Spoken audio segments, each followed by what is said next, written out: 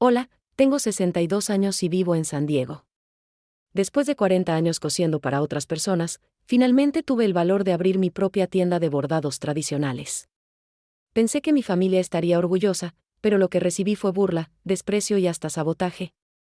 Mi propio marido se reía de mí en las reuniones familiares, mis hijos decían que estaba haciendo el ridículo a mi edad, y mi propia hija creaba perfiles falsos para destruir mi negocio en Internet. Estuve a punto de rendirme 1000 veces, pero seguí bordando en silencio hasta que las cámaras de televisión tocaron mi puerta. Hoy quiero contarte cómo pasé de ser la burla de mi familia a salir en la televisión y tener clientes haciendo fila en mi puerta. Comparto esto porque sé que hay muchas mujeres que creen que ya es tarde para sus sueños, y quiero decirles que nunca es tarde. Si mi historia te conmueve, déjame tu comentario, dale like y suscríbete. Tu apoyo significa todo para mí. Me llamo Rosa Elena Martínez, tengo 62 años, y vivo en el barrio de City Heights en San Diego, California. Durante 40 años cosí para otras personas, bordé manteles para patronas que me pagaban poco, reparé vestidos de quinceañera hasta la madrugada, y siempre, guardé silencio. ¿Por qué guardé silencio? Porque así me enseñaron. Porque una mujer como yo, nacida en Oaxaca y criada entre el olor del copal y el sonido de las campanas de la iglesia, aprende desde niña que su lugar es servir, no soñar. Pero hay algo que necesito contarles hoy, algo que me quema en el pecho como el chile de árbol que mi abuela usaba en su mole. Es una historia de traición, de dolor, pero también de victoria. Y si estoy aquí, contándoles esto con la voz temblorosa y las manos que aún huelen a hilo de bordar, es porque quiero que sepan que nunca es tarde para perseguir lo que el corazón pide. Cuando tenía 22 años, recién llegada a Estados Unidos con mi esposo Roberto, yo bordaba por las noches después de limpiar casas todo el día. Mis dedos sangraban, mis ojos ardían bajo la luz amarillenta de nuestra primera casa rentada en Chula Vista, pero no me importaba. Cada puntada era una promesa: algún día tendré mi propia tienda. Algún día la gente verá mis bordados tradicionales oaxaqueños colgados en paredes bonitas, no escondidos en cajas de cartón debajo de la cama. ¿Saben cuántos años pasaron antes de que pudiera cumplir esa promesa? 40. 40 años bordando para otras personas, viendo cómo ellas se llevaban el crédito de mi trabajo, viendo cómo mis diseños aparecían en revistas con el nombre de otra persona. 40 años tragándome las lágrimas y diciéndome: algún día, Rosa. Algún día. Mi familia creció en esos años. Tuve 3 hijos: Miguel, el mayor, que se volvió contador; Ana, la del medio, que trabaja en un banco; y Carlitos, el menor, que vende seguros. También tengo 5 nietas hermosas, que amo con todo mi corazón. Mi esposo Roberto trabajó en construcción durante 30 años, y yo pensaba que éramos un equipo. Pensaba que cuando finalmente llegara mi momento, él estaría ahí, aplaudiendo. Pero la vida tiene formas crueles de enseñarnos quiénes son realmente las personas que amamos. Y yo aprendí esa lección de la manera más dolorosa.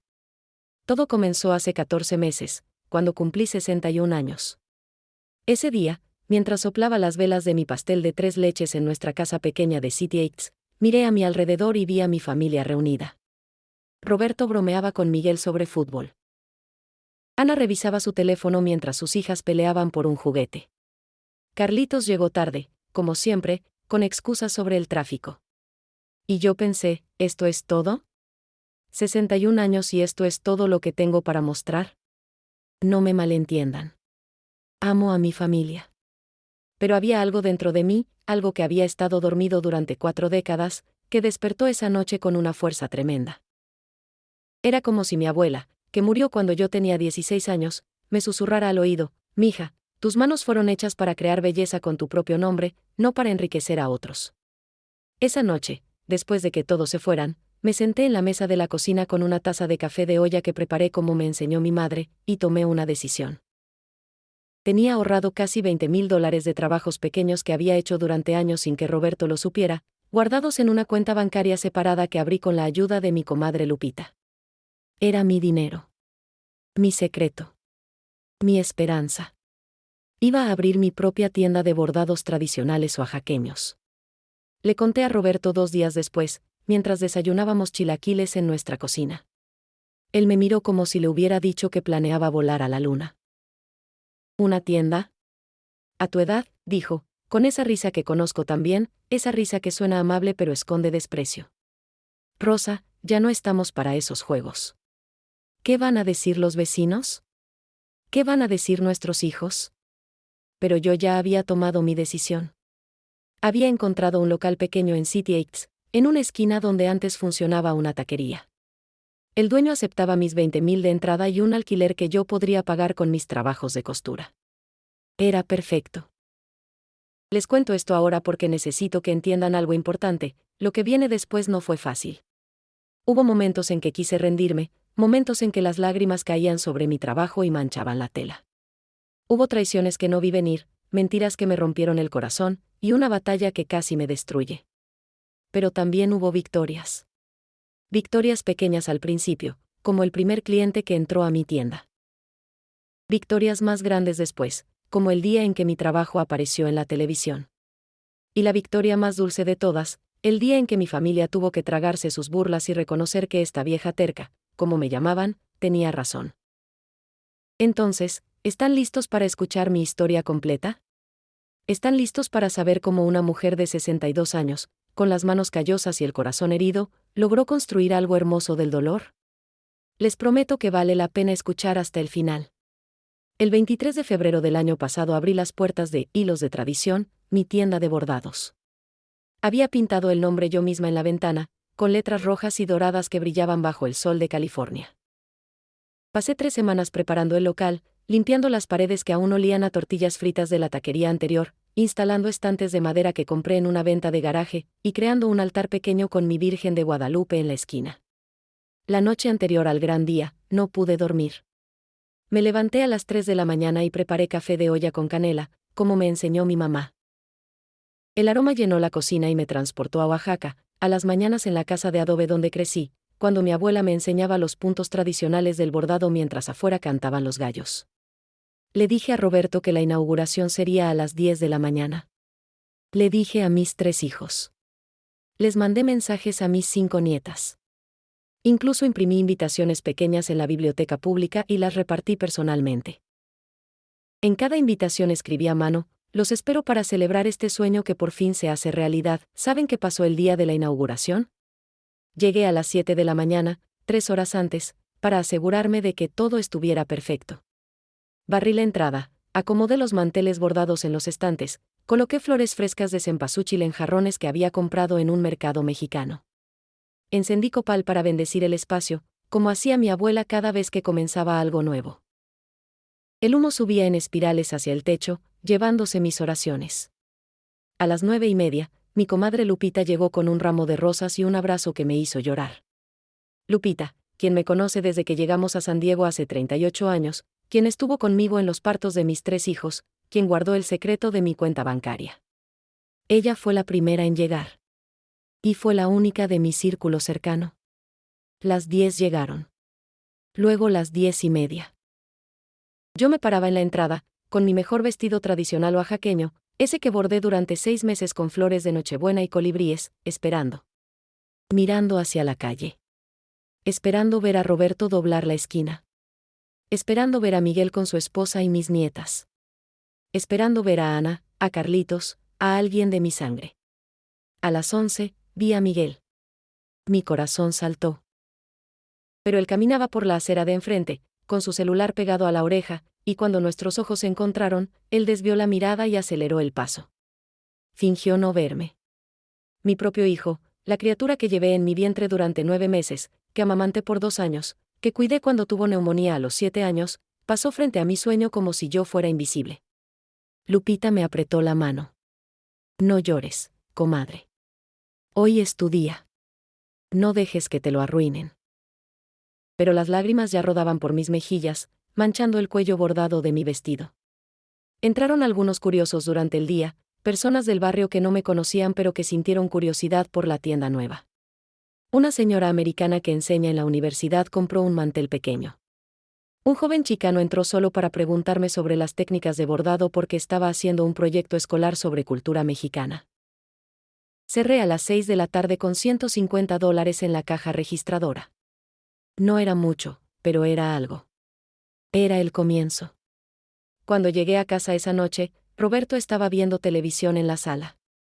Ni siquiera levantó la vista cuando entré. ¿Cómo te fue?, preguntó, con ese tono que usas cuando en realidad no te importa la respuesta.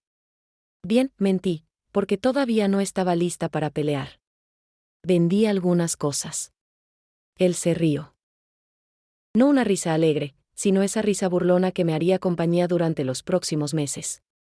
Rosa, ¿cuándo vas a aceptar que esto es ridículo? Tienes 62 años. Deberías estar descansando, disfrutando de tus nietas, no jugando a la empresaria. Jugando.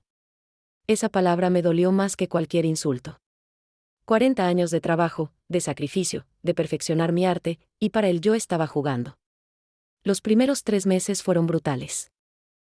Trabajaba en la tienda desde las 7 de la mañana hasta las 7 de la noche, 7 días a la semana. Por las noches, cuando llegaba a casa, todavía tenía que cocinar para Roberto, lavar, limpiar. Él no movía ni un dedo para ayudarme. Al contrario, se quejaba de que la casa estaba descuidada, de que la comida no estaba tan buena como antes. Antes eras una esposa dedicada, me decía.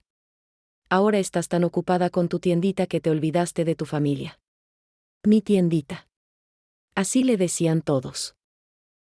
Como si fuera un juguete. Como si no fuera el resultado de 4 décadas de sueños aplazados.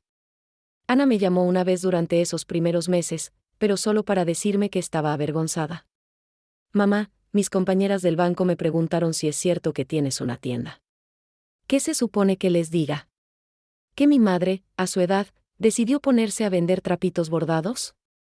Trapitos bordados. Cada palabra era una puñalada. Carlitos fue peor. Un domingo, apareció en la tienda con 2 de sus amigos. Pensé que venía a apoyarme, que finalmente había decidido visitar mi negocio. Pero entraron riéndose, señalando mis bordados, haciendo chistes en voz alta sobre las artesanías de la abuela. Me preguntaron si vendía tacos también, porque la tienda huele como taquería todavía. Se fueron sin comprar nada, dejando sus risas colgando en el aire como veneno. Esa noche lloré hasta quedarme sin lágrimas. Me senté en el piso de mi tienda, rodeada de los bordados que había creado con tanto amor, y me pregunté si Roberto tenía razón. Si todos tenían razón. ¿Quién era yo para creer que podía tener mi propio negocio? ¿Quién era yo para soñar tan tarde en la vida? Pero entonces miré el altar de la Virgen, iluminado por las veladoras que encendía cada mañana, y recordé algo que mi abuela me dijo cuando era niña: mija, las manos de una mujer que borda son las manos de Dios creando belleza en la tierra. Nunca dejes que nadie te diga que tu arte no vale. Me sequé las lágrimas, me levanté del piso, y tomé otra decisión. No iba a rendirme. No importaba cuánto se burlaran, cuánto me ignoraran, cuánto dolor me causaran. Esta tienda era mía, y nadie me la iba a quitar. Ni siquiera mi propia familia. El 4.º mes después de abrir la tienda fue cuando las cosas empezaron a ponerse realmente difíciles. No era solo la falta de apoyo de mi familia, que ya me había acostumbrado a cargar como una piedra pesada en el corazón. No, esto era diferente. Esto era guerra. Todo comenzó un sábado por la tarde, cuando el dueño del local apareció sin avisar. Don Mauricio era un hombre de unos 50 años, mexicano también, pero de esos que se olvidan de dónde vienen cuando tienen algo de dinero. Entró a mi tienda sin saludar, mirando alrededor con esos ojos que calculan números en lugar de ver belleza. Señora Rosa, me dijo, y la forma en que pronunció mi nombre ya me puso nerviosa. Necesitamos hablar sobre el contrato de alquiler. El contrato. Ese papel que había firmado con manos temblorosas 4 meses atrás, usando casi todos mis ahorros. Ese contrato que me prometía un año de estabilidad, un año para hacer crecer mi negocio. El mercado ha cambiado, continuó don Mauricio, sacando unos papeles de su maletín de cuero. He visto que tiene bastante movimiento aquí. Gente entrando y saliendo. Eso significa que el valor de la propiedad ha subido. Movimiento. Él llamaba movimiento a las 10 o 12 personas que entraban por semana, de las cuales solo 3 o 4 compraban algo. Mi corazón empezó a latir más rápido. A partir del próximo mes, el alquiler subirá 40%, soltó, como quien comenta sobre el clima. Si no puede pagarlo, bueno, entenderé que necesita buscar otro lugar. 40%. Esas palabras me cayeron como un balde de agua fría. Yo apenas estaba sobreviviendo con el alquiler actual, usando mis ahorros cada mes para cubrir la diferencia entre lo que ganaba y lo que gastaba. Con ese aumento, tendría que vender el doble solo para mantener las puertas abiertas. Don Mauricio, tenemos un contrato por 1 año, le recordé, tratando de mantener la voz firme aunque por dentro temblaba. Usted no puede cambiar las condiciones así como así. Él sonrió, pero no fue una sonrisa amable. Revise la letra pequeña, señora Rosa. Hay una cláusula que me permite ajustar el precio si hay mejoras en la zona o si el negocio prospera. Usted tiene 3 semanas para decidir. Cuando se fue, me senté en mi silla de madera detrás del mostrador y lloré. No un llanto silencioso, sino ese llanto fuerte que sale cuando ya no puedes más, cuando sientes que el universo entero está en tu contra. Lupita pasó por casualidad y me encontró así, con los ojos rojos y el corazón roto. ¿Qué pasó, comadre?, preguntó, sentándose a mi lado. Le conté todo. El aumento del alquiler. Las burlas de mi familia. Las noches sin dormir preguntándome si había cometido el error más grande de mi vida. Lupita me escuchó en silencio, sosteniendo mi mano con esa fuerza tranquila que solo las amigas verdaderas saben dar. ¿Sabes qué tienes que hacer?, me dijo finalmente. Tienes que encontrar más clientes.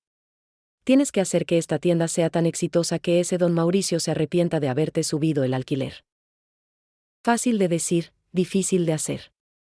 Pero no tenía otra opción. Esa noche tomé una decisión que juré nunca volver a tomar: aceptaría trabajos de reparación de ropa. Los mismos trabajos que había hecho durante 40 años para otras personas, los trabajos que prometí dejar atrás cuando abrí mi propia tienda. Puse un letrero en la ventana: se reparan vestidos, pantalones y todo tipo de ropa. Servicio rápido y profesional.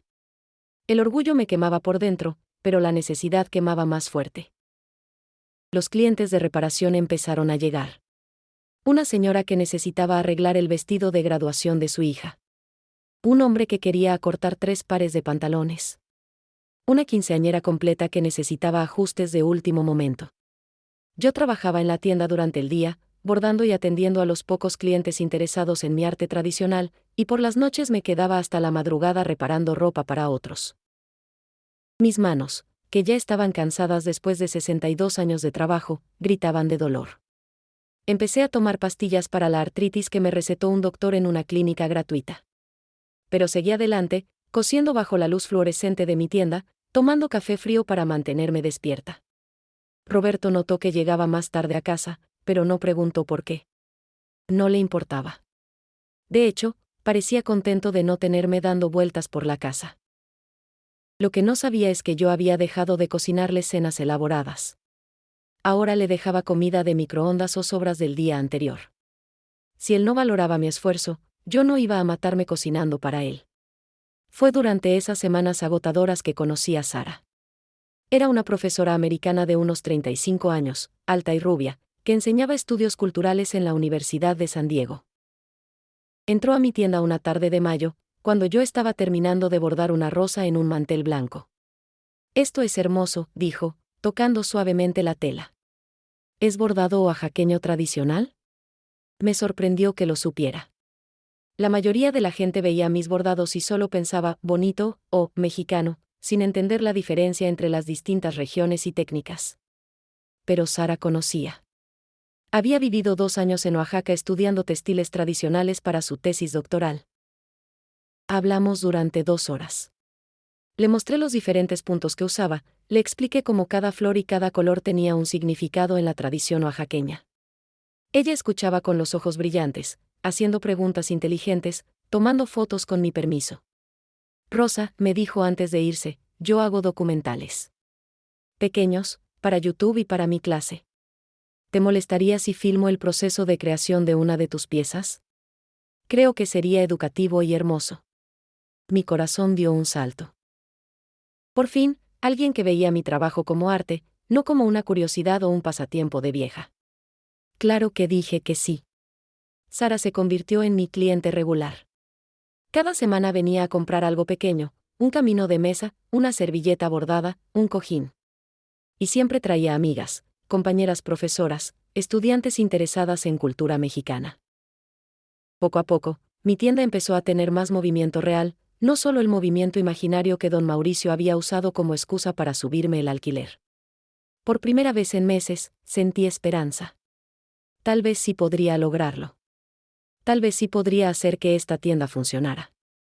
Pero entonces llegó el Día de los Muertos, y con él, una traición que nunca imaginé. Para el Día de los Muertos, decidí crear algo especial. Pasé todo el mes de octubre bordando una colección de manteles con calaveras alegres y flores de cempasúchil, esas flores naranjas brillantes que usamos para decorar los altares de nuestros muertos. Cada mantel era una obra de arte, con colores vibrantes que recordaban las celebraciones en Oaxaca, cuando las calles se llenaban de música y el olor del pan de muerto recién horneado. Monté un altar en mi tienda, como hacía mi abuela cada año. Puse fotografías de mis padres, de mi abuela, de tíos y primos que ya no están. Coloqué velas, flores, frutas, y esas calaveritas de azúcar con nombres escritos en la frente. El altar quedó hermoso, tan hermoso que la gente empezó a entrar solo para tomarse fotos. Sara vino con su cámara y filmó todo. Me hizo preguntas sobre la tradición, sobre el significado de cada elemento del altar. Y yo hablé, con el corazón abierto, sobre cómo en mi cultura no le tenemos miedo a la muerte, cómo la celebramos, cómo creemos que nuestros seres queridos regresan cada año para estar con nosotros. ¿Pusiste una foto de alguien vivo?, preguntó Sara, señalando una esquina del altar. Me reí. No, mijita. Eso sería como desearle la muerte a alguien. El altar es solo para los que ya se fueron. Fue una conversación linda, grabada en video, que Sara prometió editar y publicar en su canal de YouTube educativo. Yo me sentía feliz, útil, como si finalmente mi conocimiento valiera algo. Pero esa felicidad duró poco. La noche antes del Día de los Muertos, mi comadre Lupita me llamó alterada. Rosa, necesitas ver esto. No quería decírtelo, pero tienes que saberlo. Me mandó capturas de pantalla de Facebook. Alguien había creado perfiles falsos y estaba dejando comentarios horribles en las pocas reseñas que mi tienda tenía en Google. Comentarios que decían que mis bordados eran caros y de mala calidad. Que yo era una vieja loca, que engañaba a la gente vendiendo trapitos chinos haciéndolos pasar por artesanía mexicana. Que la tienda olía mal y que el servicio era pésimo. Cada palabra era como un puñal. Pero lo que más me dolió fue el estilo de escritura. Reconocí ciertas expresiones, cierta manera de construir las frases. Era el estilo de mi hija Ana. No puede ser ella, le dije a Lupita, aunque mi voz temblaba. No puede ser. Es mi hija. ¿Por qué haría algo así? Lupita suspiró al otro lado del teléfono. Comadre, a veces la familia es la que más nos hiere. No dormí esa noche. Me la pasé mirando el techo de mi cuarto, escuchando los ronquidos de Roberto a mi lado, preguntándome cómo era posible que mi propia hija, la niña que crié con tanto amor, estuviera intentando destruir mi negocio. Al día siguiente era Día de los Muertos, y mi tienda estaba llena de visitantes curiosos. Pero yo no podía concentrarme. Cada vez que sonaba la campana de la puerta, pensaba que podría ser Ana, viniendo a confesarme todo, a pedirme perdón. Pero ella nunca llegó. Quien sí llegó fue mi nieta mayor, Sofía, de 17 años. Entró tímida, mirando a su alrededor como si entrara a un lugar prohibido. Yo estaba terminando de atender a un cliente cuando la vi, y el corazón me dio un vuelco. Hola, abuela, susurró, con los ojos rojos como si hubiera estado llorando. Sofía, mi amor, dije, corriendo a abrazarla. Ella se puso rígida en mis brazos, y supe que algo andaba muy mal. ¿Qué pasó? ¿Está todo bien? Ella negó con la cabeza. Abuela, necesito hablar contigo. En privado. Cerré la tienda un momento y nos sentamos en las sillas del fondo, junto al altar. Sofía temblaba, retorciendo las manos en su regazo. No sé cómo decirte esto, comenzó, con lágrimas rodando por sus mejillas. He estado guardando un secreto terrible, y ya no puedo más. Me está matando por dentro. Le di su tiempo, sosteniéndole las manos, esperando. Es mamá, soltó finalmente. Ella. Ella es quien está escribiendo esas reseñas horribles sobre tu tienda. La escuché hablando por teléfono con la tía Ana hace 2 semanas. Estaban riéndose de ti, diciendo que necesitaban hacerte ver que esto del negocio era ridículo antes de que perdieras todos tus ahorros. El mundo se detuvo. Sabía que Ana estaba involucrada, pero escuchar que mi propia hija conspiraba activamente contra mí, que se reía de mi dolor, fue demasiado. ¿Por qué? Fue todo lo que pude decir. ¿Por qué haría eso? Sofía se limpió las lágrimas con el dorso de la mano. Porque tiene miedo, abuela. Tiene miedo de que si tú tienes éxito, ella se dé cuenta de que ha estado viviendo sin coraje toda su vida. Mamá siempre quiso abrir una pastelería, ¿sabías? Pero nunca se atrevió. Y cuando te ve a ti, haciendo lo que ella nunca tuvo el valor de hacer, se llena de rabia. Envidia. Mi propia hija me saboteaba por envidia. Hay más, continuó Sofía, con voz quebrada. También sé que el abuelo Roberto está hablando mal de ti con toda la familia. Les dice que te has vuelto loca, que estás desperdiciando el dinero que deberías estar guardando para tu vejez. Y el tío Carlitos, abuela, él fue al banco donde tú solicitaste un préstamo y les dijo que estabas teniendo problemas mentales, que no deberías tener acceso a crédito. Cada revelación era peor que la anterior.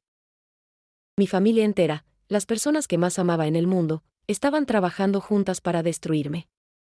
¿Por qué me cuentas esto ahora?, le pregunté a Sofía.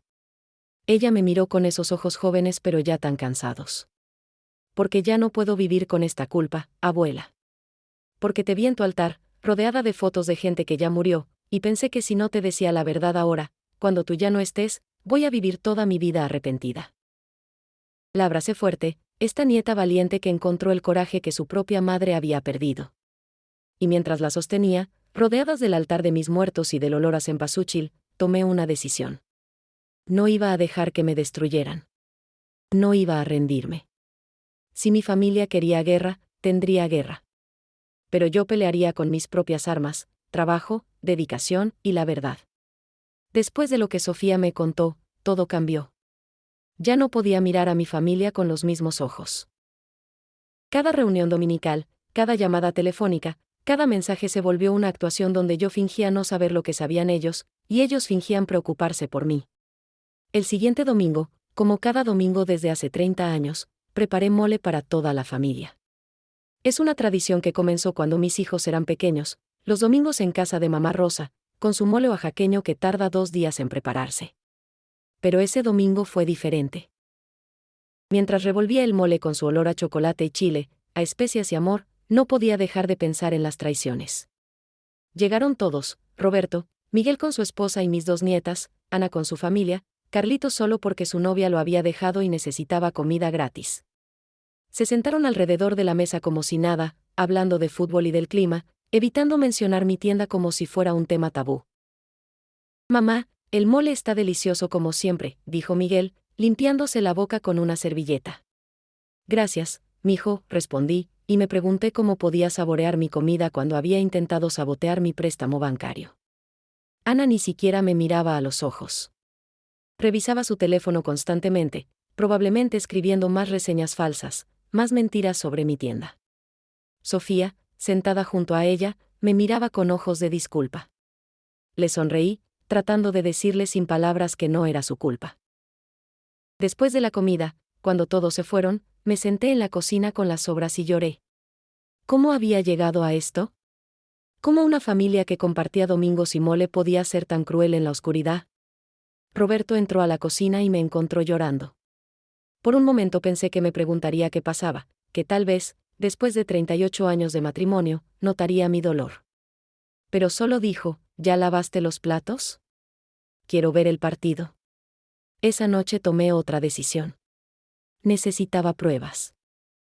Si mi familia estaba conspirando contra mí, yo necesitaba evidencia antes de confrontarlos. Sofía ya me había dado el primer paso al contarme sobre las reseñas falsas y la visita de Carlitos al banco. Pero necesitaba más. Comencé a documentar todo.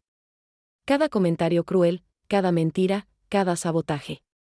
Abrí un cuaderno especial donde escribía fechas, conversaciones, capturas de pantalla. Me convertí en detective de mi propia vida, buscando pistas de la traición en cada rincón. Y las pistas estaban por todas partes. Una semana después del Día de los Muertos, una clienta regular que había comprado varios manteles me llamó para cancelar un pedido grande que había hecho para un evento de su empresa. Un pedido de $5,000 que me habría salvado por 3 meses. Lo siento mucho, Rosa, me dijo, sonando incómoda. Recibí una llamada anónima diciendo que tú, bueno, que tienes problemas legales con inmigración y que podría meterme en líos si hago negocios contigo. Problemas con inmigración. Yo, que me hice ciudadana americana hace 20 años, que tengo todos mis papeles en orden, que hasta serví como traductora voluntaria en la corte para ayudar a otros inmigrantes. La mentira era tan absurda que casi me dio risa. Casi. Llamé a Sofía esa noche. Necesito que me ayudes, le dije. Necesito saber quién está llamando a mis clientes. Sofía, que resultó ser más valiente de lo que yo pensaba, se ofreció a investigar. Empezó a prestar atención a las conversaciones de su mamá, a revisar el historial del teléfono cuando Ana lo dejaba olvidado en la sala. Y una semana después, me llamó con información que me heló la sangre. Abuela, no es solo mamá. Es una cosa de toda la familia. Tienen un grupo de WhatsApp que se llama Preocupados por Mamá, y ahí coordinan todo. ¿Un grupo de WhatsApp? Mi familia tenía un grupo especial dedicado a destruirme. Sofía me mandó capturas de pantalla. Los mensajes me rompieron el corazón. Miguel, hablé con el propietario del local. Le dije que mamá está teniendo problemas de memoria. Tal vez suba el alquiler y ella tenga que cerrar. Ana, yo sigo dejando reseñas malas. Ya van como 20. Carlitos, ¿ustedes creen que podemos declararla incapaz legalmente? Mi amigo abogado dice que si juntamos evidencia de comportamiento errático. Roberto, ella tiene como $20,000 escondidos en una cuenta que no sé dónde. Si la declaramos incapaz, puedo tener acceso. Ahí estaba. La verdad completa y horrible. No era solo que no me apoyaran. No era solo que se burlaran de mí. Estaban activamente tratando de destruir mi negocio y quitarme el control de mi propio dinero. Y Roberto, mi esposo de casi 4 décadas, estaba detrás de todo. Me senté en el piso de mi tienda con las capturas de pantalla en la mano y sentí que mi mundo se desmoronaba. ¿Cómo podía seguir adelante sabiendo esto? ¿Cómo podía mirar a mi familia a los ojos el próximo domingo? Pero entonces miré alrededor.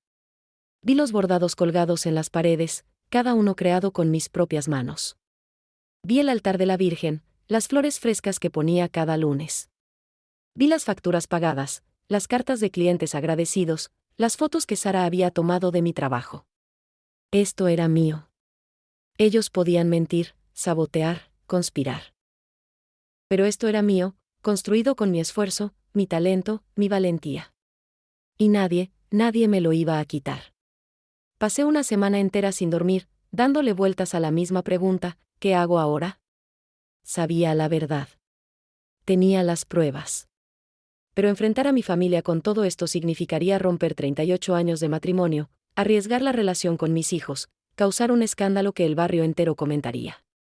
En mi cultura, en mi generación, una mujer no hace esas cosas. Una mujer perdona, aguanta, mantiene la familia unida sin importar el costo. Pero yo estaba cansada de ser esa mujer. Era diciembre cuando Sara volvió a mi tienda con una noticia emocionante. Había editado el video del Día de los Muertos y lo había publicado en su canal de YouTube. En solo 2 semanas, había tenido más de 50,000 vistas.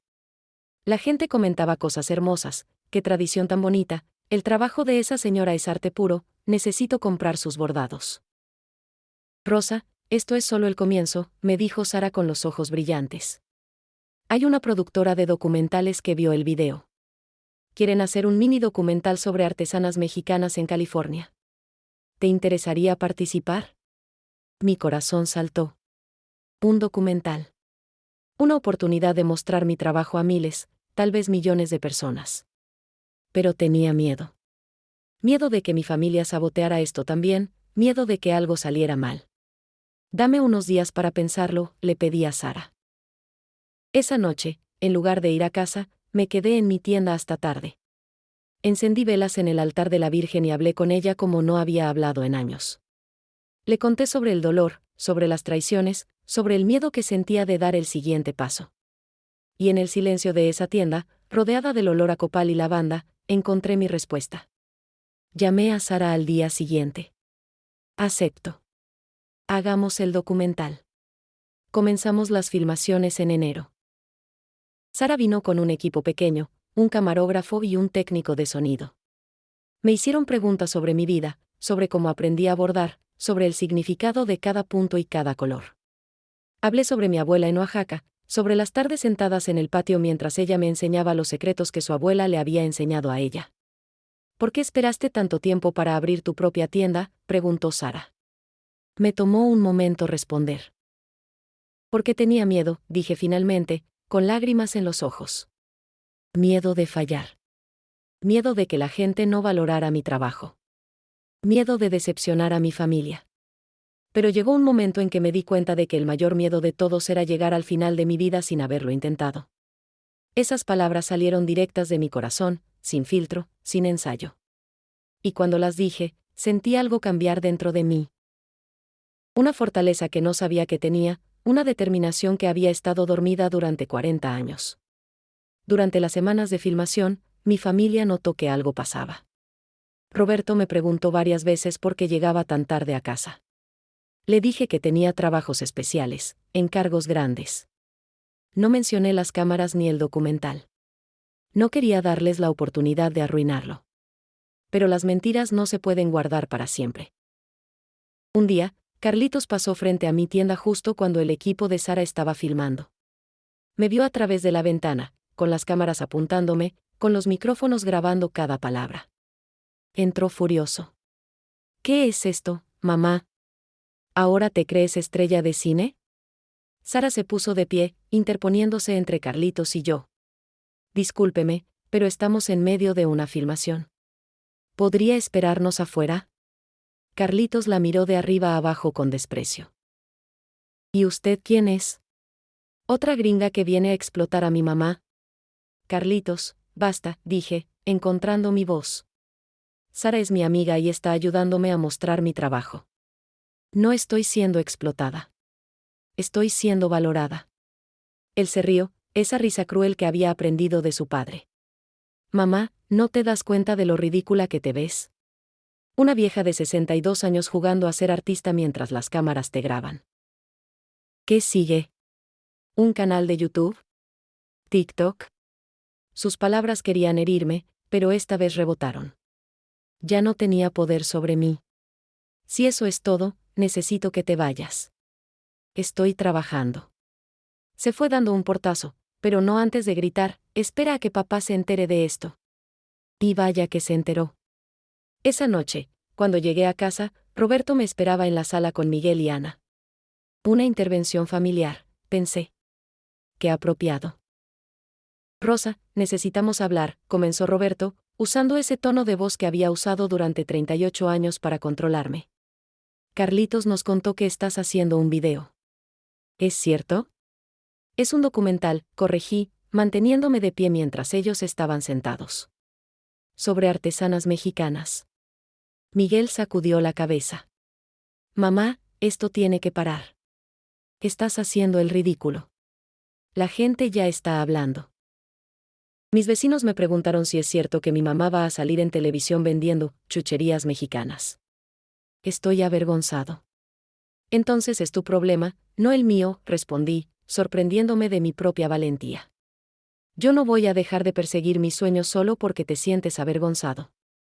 Ana intervino, con esa voz falsa de preocupación que ya conocía también. Mamá, solo estamos preocupados por ti. ¿Has pensado en lo que va a pasar si este documental sale mal? ¿Si la gente se burla de ti? La gente ya se burla de mí, dije, mirándola directamente a los ojos. Mi propia familia se burla de mí. ¿Cómo podría ser peor? Roberto se levantó, y por un momento pensé que iba a gritar. Pero en lugar de eso, dijo algo que nunca olvidaré: si sigues con esto, Rosa, tendrás que elegir entre tu familia y esa tienda ridícula. El silencio que siguió fue denso, pesado. Mis 3 hijos me miraban, esperando que me quebrara, que eligiera la familia como siempre había hecho. Pero algo en mí había cambiado. Entonces ya elegí, dije suavemente. Elijo mi dignidad. Los días después de esa confrontación fueron los más solitarios de mi vida. Roberto apenas me hablaba, y cuando lo hacía, era para recordarme lo egoísta que era, lo mala madre que había resultado ser. Mis hijos dejaron de llamarme. Las únicas excepciones eran Sofía, quien me visitaba en secreto, y mi comadre Lupita, quien se convirtió en mi único apoyo incondicional. pero la soledad también trajo claridad. Por primera vez en décadas, podía pensar sin el ruido constante de las expectativas familiares. Y empecé a notar cosas que antes había ignorado. Una tarde de febrero, mientras ordenaba los papeles viejos que guardaba en una caja en el closet de mi cuarto, encontré algo extraño. Eran estados de cuenta de una cuenta bancaria que yo no reconocía, pero que tenía el nombre de Roberto. Fechas de hace 2 años, mostrando retiros grandes de dinero.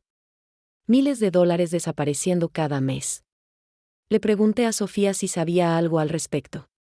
Ella bajó la mirada, incómoda. Abuela, no quería decírtelo, pero el abuelo tiene un problema con el juego. Va a un casino en la reserva cada fin de semana. Todo el mundo lo sabe menos tú. El juego. Roberto tenía una adicción al juego y yo no tenía ni idea. De repente, muchas cosas cobraron sentido, las mentiras sobre dónde estaba los sábados, el dinero que siempre faltaba, su obsesión con controlar nuestras finanzas.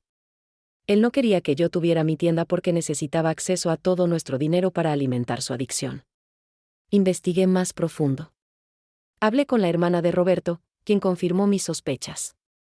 Rosa, lleva años con ese problema. Todos pensábamos que tú lo sabías. Por eso se opone tanto a tu negocio. Tiene miedo de que descubras que ha gastado todas sus economías en las máquinas. La pieza final del rompecabezas cayó en su lugar. Roberto no estaba tratando de protegerme ni de ayudarme. Estaba tratando de protegerse a sí mismo. Y había convencido a nuestros hijos de que yo era el problema, de que mi tienda era un capricho peligroso, cuando en realidad él era quien nos había puesto en riesgo financiero. Decidí que era hora de hablar con mis hijos individualmente, sin Roberto presente. Empecé con Miguel. Lo invité a tomar café en una cafetería neutral, no en mi tienda ni en mi casa. Llegó con esa actitud defensiva que había desarrollado últimamente. ¿Qué pasa, mamá?, preguntó, sin pedir café, como si tuviera prisa por irse. Le mostré los estados de cuenta. Le mostré las capturas de pantalla del grupo de WhatsApp que Sofía me había dado. Le mostré la evidencia de las mentiras, los sabotajes, las conspiraciones. Todo. Miguel, mijo, le dije, manteniendo la voz calmada aunque por dentro temblaba, durante 40 años trabajé para darles a ti y a tus hermanos una vida mejor. Nunca pedí nada para mí. Y ahora que finalmente tengo el valor de perseguir mi propio sueño, ustedes me tratan como si estuviera loca. ¿Por qué? Él se quedó en silencio por un largo rato, mirando los papeles. Cuando finalmente habló, su voz sonaba diferente, más suave. Papá nos dijo que estabas gastando dinero que no teníamos. Nos dijo que podríamos perder la casa por tu culpa. Nos asustó. ¿Y no se les ocurrió preguntarme a mí directamente? ¿No se les ocurrió que su padre podría estar mintiendo? No lo sé, mamá. Supongo que es más fácil creerle a papá que aceptar que somos malos hijos. Fue un comienzo pequeño, pero fue un comienzo. Miguel no se disculpó ese día, pero tampoco se fue enojado. Se fue con preguntas, con dudas. Y eso era más de lo que tenía antes. Intenté lo mismo con Ana, pero ella se negó a reunirse conmigo. No tengo nada que hablar contigo, me dijo por teléfono. Elegiste tu tienda sobre tu familia. Vive con las consecuencias. Carlitos fue peor. Ni siquiera respondió mis llamadas. Pero estaba bien. Ya no necesitaba la aprobación de todos. Solo necesitaba la verdad. El documental de Sara se estaba terminando. Me mostró un corte preliminar una tarde de marzo. Ver mi vida en pantalla fue surreal. Ahí estaba yo, bordando con manos expertas, hablando sobre tradiciones y sueños. Pero lo que más me impactó fue mi propia cara. A pesar de todo el dolor, a pesar de todas las lágrimas, se veía, en paz. Como si finalmente hubiera encontrado mi lugar en el mundo. Es hermoso, le dije a Sara, limpiándome las lágrimas. Tú eres hermosa, respondió ella. Y tu historia necesita ser contada. Pero antes de que el documental se publicara, pasó algo que nadie esperaba. Una productora de la estación de televisión local, Telemundo, contactó a Sara. Habían visto su video del Día de los Muertos y estaban produciendo una serie llamada Mujeres sin Límites, sobre mujeres latinas que superan obstáculos para alcanzar sus sueños. ¿Quieren que participes, Rosa?, me dijo Sara, emocionada. Es televisión de verdad. Miles de personas te verían. Esta vez no dudé. Diles que sí. La filmación para Telemundo fue más formal que el documental de Sara. Vinieron con más cámaras, más luces, más equipo. Me hicieron las mismas preguntas, pero esta vez mis respuestas fueron más seguras, más fuertes. Ya no era la mujer asustada del principio. Era una mujer que sabía lo que valía. Durante la entrevista, el presentador me preguntó sobre mi familia. ¿Te apoyaron en este sueño? Y yo, mirando directamente a la cámara, dije la verdad, no. Mi familia no me apoyó. Pero aprendí que a veces el apoyo más importante es el que te das a ti misma. El programa de Telemundo se iba a transmitir un jueves por la noche a las 8. Sara me llamó 2 días antes para avisarme que ya había salido el avance del programa en redes sociales, y que estaba teniendo muy buena respuesta. Miles de likes, cientos de comentarios de mujeres diciendo que se sentían inspiradas por mi historia. Pero yo estaba nerviosa. Tan nerviosa que no podía comer, no podía dormir. ¿Qué pasaría cuando saliera el programa? ¿Cómo reaccionaría mi familia? ¿Y si todo salía mal de alguna manera? Lupita se quedó conmigo la noche del miércoles. Preparamos té de manzanilla y nos sentamos en mi tienda después de cerrar, rodeadas de mis bordados y del olor familiar del copal. Comadre, me dijo, sosteniendo mi mano, mañana tu vida va a cambiar. Para bien o para mal, pero va a cambiar. ¿Estás lista? No lo sé, admití. Toda mi vida quise ser vista, ser valorada por mi trabajo. Pero ahora que está a punto de pasar, tengo miedo. El miedo es normal, dijo Lupita. Lo raro sería no tenerlo. Pero recuerda, tú no estás haciendo esto por venganza ni por orgullo. Lo estás haciendo porque tu arte merece ser visto. Y eso es algo noble. Esa noche, después de que Lupita se fue, me quedé sola en la tienda. Caminé entre los estantes, tocando cada mantel, cada servilleta, cada pieza que había creado con mis propias manos. Cada una tenía una historia. El mantel con rosas que bordé cuando Miguel nació. La servilleta con colibríes que hice el día que Sofía me visitó por primera vez en la tienda. El camino de mesa con flores de Nochebuena que terminé la noche que decidí no rendirme. Cerré los ojos y me imaginé a mi abuela. Si estuviera viva, ¿qué me diría? Casi podía escuchar su voz: mija, el coraje no es la ausencia de miedo. El coraje es hacer lo que tienes que hacer a pesar del miedo. El jueves llegó con un cielo despejado y un sol brillante. Abrí la tienda como cualquier otro día, pero no podía concentrarme. Cada vez que sonaba la puerta, saltaba. Los clientes notaban mi nerviosismo y preguntaban si estaba bien. Les decía que sí, que solo estaba cansada. A las 3 de la tarde, Sara apareció con flores. Para celebrar tu gran noche, dijo, abrazándome fuerte. Rosa, estoy tan orgullosa de ti. No tienes idea. Gracias por creer en mí cuando nadie más lo hacía, le dije, con lágrimas en los ojos. Yo no hice nada, respondió Sara. Tú hiciste todo el trabajo. Yo solo apunté la cámara. Cerré la tienda temprano, a las 6. Necesitaba tiempo para prepararme, aunque no sabía bien para qué. ¿Cómo te preparas para que miles de personas vean tu vida en televisión? Lupita vino a mi casa para ver el programa conmigo. Roberto estaba en la sala, pretendiendo ver otro canal, pero yo sabía que estaba atento. Había notado las cámaras de Telemundo cuando filmaron en la tienda. Sabía que algo venía, pero no sabía exactamente qué. A las 8 en punto, comenzó el programa. La música de introducción, las imágenes de otras mujeres latinas exitosas, y luego, mi cara. Mi nombre en la pantalla, Rosa Elena Martínez, artesana tradicional. Los siguientes 20 minutos fueron un torbellino. Ahí estaba yo, bordando en mi tienda, hablando sobre mi abuela, sobre Oaxaca, sobre los 40 años que pasé trabajando para otros antes de atreverme a tener mi propio negocio. Mostraron primeros planos de mis manos trabajando, de los detalles intrincados de mis bordados. La música de fondo era suave, emotiva. Y luego vino la parte que me hizo llorar, el presentador preguntándome sobre mi familia, y yo diciendo la verdad sobre la falta de apoyo. No mencioné nombres, no entré en detalles de los sabotajes, pero dije lo suficiente: a veces las personas que más amas son las que menos creen en ti. Pero no puedes dejar que eso detenga tus sueños. La cámara captó una lágrima rodando por mi mejilla, y yo limpiándomela con el dorso de la mano antes de volver a mi trabajo. Era una imagen poderosa. Vulnerable pero fuerte al mismo tiempo. El programa terminó con el presentador diciendo: Rosa Elena Martínez nos recuerda que nunca es tarde para perseguir nuestros sueños, y que el valor verdadero viene de dentro. Cuando terminó, Lupita y yo nos abrazamos llorando. Pero Roberto había salido de la sala en algún momento sin que me diera cuenta. Lo encontré en el cuarto, sentado en la cama, con la cara roja. ¿Cómo pudiste?, me dijo, con voz temblorosa de ira. ¿Cómo pudiste avergonzarme así en televisión nacional? No dije nada que no fuera verdad, respondí, manteniendo la calma. Y no mencioné tu nombre. Si te sientes avergonzado, tal vez deberías preguntarte por qué. Esa noche dormí en el sofá. Pero no me importó. Por primera vez en 40 años, había hablado mi verdad. Y se sentía liberador. Desperté el viernes a las 6 de la mañana con el sonido de mi teléfono sonando sin parar.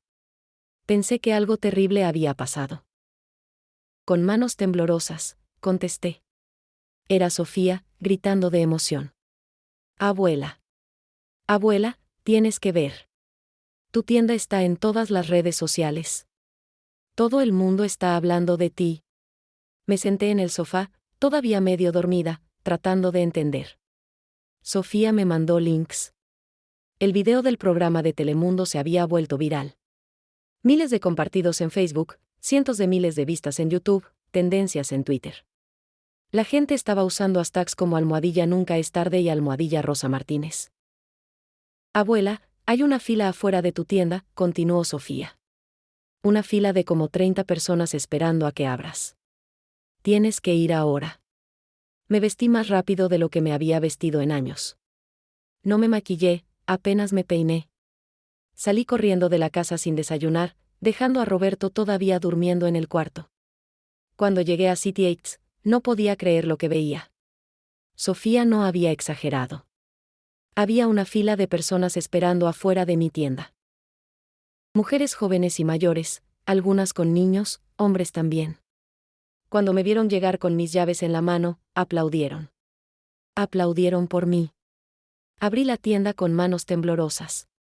Por favor, entren con calma, dije, aunque mi voz temblaba de emoción. Hay espacio para todos. Los siguientes clientes entraron uno tras otro. Querían comprar todo: manteles, servilletas, caminos de mesa, cojines. Una señora compró 6 manteles para regalar en Navidad. Un hombre compró 3 para su restaurante mexicano. Una joven chicana lloró mientras me decía que el programa la había inspirado a reconciliarse con su propia abuela. El teléfono de la tienda no paraba de sonar. Llamadas de Los Ángeles, de Phoenix, de Chicago. Tiendas de museos queriendo vender mis piezas. Galerías de arte ofreciendo exposiciones. Una diseñadora de vestuario de Hollywood preguntando si podía encargar bordados para una película. En medio del caos, Sara apareció con más buenas noticias. Rosa, Telemundo quiere hacer un seguimiento. Un especial más largo sobre tu historia. Y hay 2 revistas que quieren entrevistarte. No podía procesar toda la información. Era demasiado, muy rápido. Sofía vino después de la escuela para ayudarme a atender a los clientes. Lupita cerró su propia tienda para venir a apoyarme. Incluso algunas vecinas que apenas conocía se ofrecieron como voluntarias. Vendí más ese día de lo que había vendido en todo el año anterior. Cuando finalmente cerré a las 9 de la noche, 11 horas después de abrir, me senté en mi silla detrás del mostrador y lloré. No lágrimas de tristeza, sino de alivio, de gratitud, de pura felicidad agotadora. Lo lograste, abuela, dijo Sofía, abrazándome. Todos los que dijeron que no podías, estaban equivocados. Pero el día todavía no terminaba. Cuando llegué a casa a las 10 de la noche, encontré a toda mi familia en la sala. Roberto, Miguel, Ana, Carlitos. Todos ahí, esperándome. Por un momento pensé que venían a pelear, a reclamarme por haberlos avergonzado. Pero cuando vi sus caras, me di cuenta de que era algo diferente. Miguel tenía los ojos rojos, como si hubiera estado llorando. Ana miraba al piso, sin poder sostener mi mirada. Carlitos se veía incómodo, nervioso. Mamá, comenzó Miguel, con voz quebrada, vimos el programa. Y todo el mundo está hablando de ti. En mi trabajo, en el banco de Ana, en la oficina de Carlitos. Todo el mundo dice lo valiente que eres, lo talentosa que eres. Mamá, lo siento, soltó Ana de repente, con lágrimas rodando por sus mejillas. Lo siento tanto. Fui yo quien escribió esas reseñas horribles. Fui yo quien trató de sabotearte. Y lo hice porque tenía envidia. Envidia de tu coraje, de tu talento, de todo lo que yo nunca tuve las agallas de hacer. Carlitos dio un paso adelante. Yo también lo siento, mamá. Fui al banco y mentí sobre ti. Le dije a don Mauricio cosas terribles. Todo porque papá me convenció de que estabas malgastando dinero que necesitábamos para la familia. Pero ahora veo que nosotros éramos el problema, no tú. Me quedé parada ahí, escuchando sus disculpas, sintiendo como todo el dolor de los últimos 14 meses pesaba sobre mis hombros. Una parte de mí quería perdonarlos inmediatamente, abrazarlos, decirles que todo estaba bien. Esa era la Rosa de antes, la que siempre ponía la paz familiar por encima de su propia dignidad. Pero yo había cambiado. Aprecio sus disculpas, dije finalmente, con voz firme. Pero necesitan entender algo. Me hicieron mucho daño. Ustedes tres, las personas que se supone debían amarme y apoyarme más que nadie, trataron de destruir mi sueño. ¿Saben cuántas noches lloré? ¿Cuántas veces pensé en rendirme? Lo sabemos, mamá, dijo Miguel. Y no hay excusa. No importa lo que papá nos dijo, deberíamos haber confiado en ti. Miré a Roberto, quien permanecía en silencio en su silla. ¿Y tú? ¿No tienes nada que decir? Él evitó mi mirada. Hice lo que pensé que era mejor para la familia. Mentira, dije, sorprendiéndome de mi propia dureza. Hiciste lo que era mejor para ti. Para esconder tu adicción al juego, para mantener control sobre mi dinero. Los niños miraron a su padre, confundidos. ¿Adicción al juego?, preguntó Miguel. Pregúntenle a su padre a dónde va todos los sábados, dije. Pregúntenle dónde están las economías que deberíamos tener después de 40 años de trabajo. Roberto se levantó de golpe. ¿No tienes derecho? Tengo todo el derecho, interrumpí. Es mi vida. Es mi historia. Y ya no voy a dejar que me la sigas controlando. El silencio que siguió fue denso, pesado con verdades finalmente dichas. Los meses siguientes fueron un torbellino de cambios. Mi tienda se convirtió en un destino turístico. Gente de todo el país venía a conocerme, a comprar mis bordados, a tomarse fotos conmigo. Tuve que contratar a 2 ayudantes para manejar la demanda. Una de ellas era Sofía, quien decidió posponer la universidad un año para aprender el negocio y las técnicas de bordado tradicional. Quiero preservar esto, abuela, me dijo una tarde mientras le enseñaba un punto especialmente difícil. Quiero que cuando tú ya no estés, alguien de la familia sepa hacerlo. Esas palabras me llenaron el corazón de una manera que no puedo describir.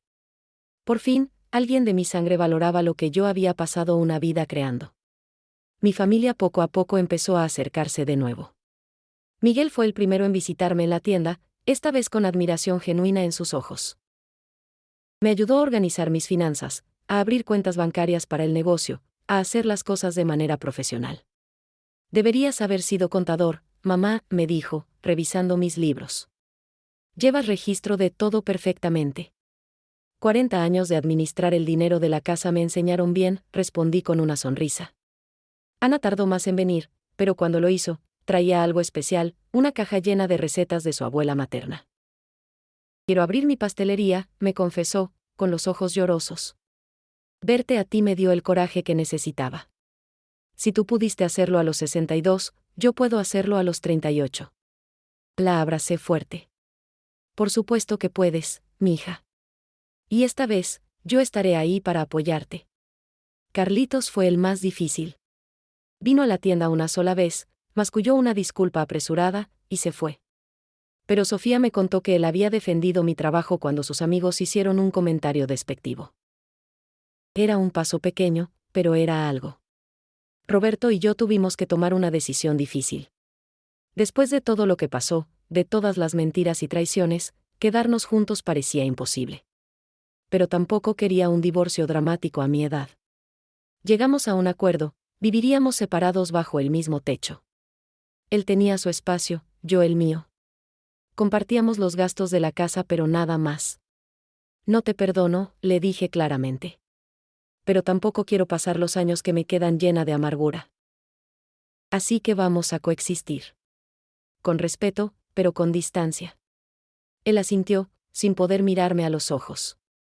Creo que finalmente entendió todo lo que había perdido. El negocio creció más de lo que jamás imaginé. Abrí una página web donde vendía mis bordados a nivel nacional. Las órdenes llegaban de todos lados. Tuve que entrenar a más artesanas locales en las técnicas tradicionales, creando empleos para otras mujeres mexicanas que, como yo, tenían talento pero no oportunidades. Un año después del programa de televisión, recibí una llamada que cambió todo. Era de la Fundación Smithsonian en Washington, D.C. Querían exhibir mi trabajo en una exposición sobre artesanas latinas en Estados Unidos. Señora Martínez, me dijo la curadora, su historia representa algo muy importante. Representa la resiliencia, la preservación cultural y el valor de perseguir los sueños sin importar la edad. Sería un honor tener su trabajo en nuestra colección permanente. Lloré cuando colgué el teléfono. Mi trabajo, los bordados que había creado con estas manos callosas, estarían en uno de los museos más importantes del mundo. Mi abuela estaría tan orgullosa. La inauguración de la exposición fue 6 meses después. Viajé a Washington D.C. con Sofía, Lupita y Sara. Miguel y Ana también vinieron, pagando sus propios boletos. Incluso Roberto preguntó si podía acompañarnos, pero le dije que no. Ese momento era mío. Ver mis bordados colgados en las paredes de un museo, con luces profesionales iluminándolos, con placas que explicaban cada técnica y cada símbolo, fue surreal. Había gente de todo el mundo caminando por la exhibición, tomando fotos, leyendo sobre mi vida. Una mujer mayor se me acercó. Era americana, probablemente de unos 70 años. ¿Es usted Rosa Martínez?, preguntó en inglés con acento de Texas. Sí, soy yo, respondí en mi mejor inglés. Ella me abrazó. Su historia me salvó la vida. Tengo 68 años y después de ver su programa en Telemundo, decidí volver a la universidad. Me gradué el mes pasado. Nunca pensé que fuera posible, pero usted me enseñó que sí lo es. Nos abrazamos llorando, dos mujeres de generaciones similares, conectadas por la creencia de que nunca es tarde para crecer, para cambiar, para ser quien siempre quisimos ser. Hoy, 2 años después de abrir mi tienda, me siento en paz. Mi negocio prospera. Sofía está aprendiendo cada secreto del bordado tradicional oaxaqueño. Tengo una relación civil con Roberto y una relación sanadora con mis hijos. He perdonado, pero no he olvidado. Y eso está bien. Algunas noches, cuando cierro la tienda y me quedo sola rodeada de mis bordados, enciendo copal como hacía mi abuela. El humo sube en espirales hacia el techo, llevando mis oraciones de gratitud. Gratitud por el valor que encontré para perseguir mi sueño. Gratitud por las personas que creyeron en mí cuando mi propia familia no lo hizo. Gratitud por cada lágrima, porque me enseñaron que soy más fuerte de lo que pensaba. Le digo a cualquier mujer que me escuche, nunca es tarde. Nunca. No importa si tienes 40, 50, 60, 70 años. No importa si tu familia te apoya o no. No importa si tienes miedo. El miedo es natural, pero no puede ser una prisión. Tus manos tienen poder. Tu corazón tiene sabiduría. Tu vida tiene propósito.